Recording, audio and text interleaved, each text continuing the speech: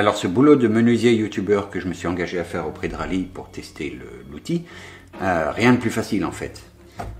On a vu tout à l'heure sur des petits ajustements que ça marchait super bien. Ça marche aussi super bien avec ce plateau de chaîne où le fil est complètement contrarié, à contre-fil, tordu, avec des nœuds. Il s'en sort super bien, malgré le fait que ce ne soit pas une varlope. Et voilà, on obtient des résultats par d'eux-mêmes. On a de la dentelle, tout en fil, où est-ce qu'il y en a un petit bout. On voit que le fil est complètement contrarié dans tous les sens. Et ça marche super bien. On a un bel état de finition. Il faudrait encore passer un coup de racloir pour obtenir un truc parfait.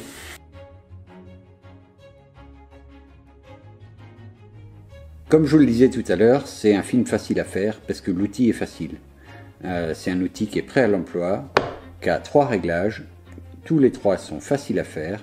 Je vous mets des petits extraits pour vous montrer comment, mais c'est vraiment d'une simplicité enfantine. Et après, c'est un rabot qui est prêt à l'usage tout le temps. Dans l'outillage proposé par Rally pour les menuisiers, il y a des rabots, des étaux, des ciseaux et tout un tas de petits accessoires qui sont assez innovants.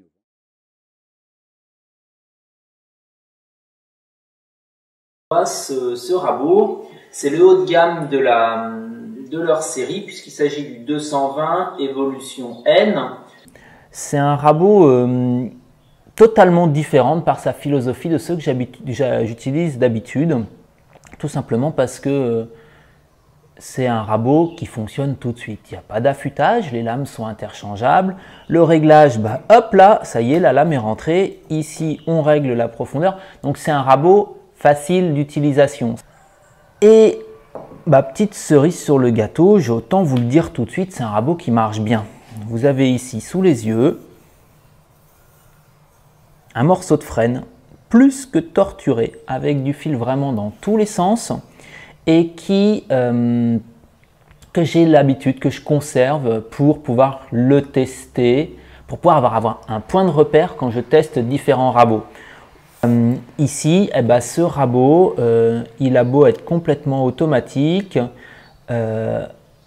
sauf qu'il faut le pousser avec les mains, il s'en sort drôlement bien et on a un fini qui ne réclame pas de ponçage ou alors vraiment minimum, alors que ici, comme vous pouvez voir, c'est vraiment un bois compliqué.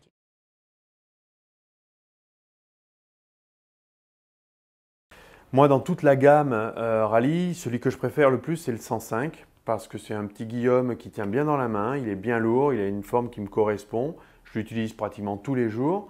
Il me sert pour tout type de fabrication, que ce soit les planches à découper ou les paddles. Pour moi, c'est l'objet parfait.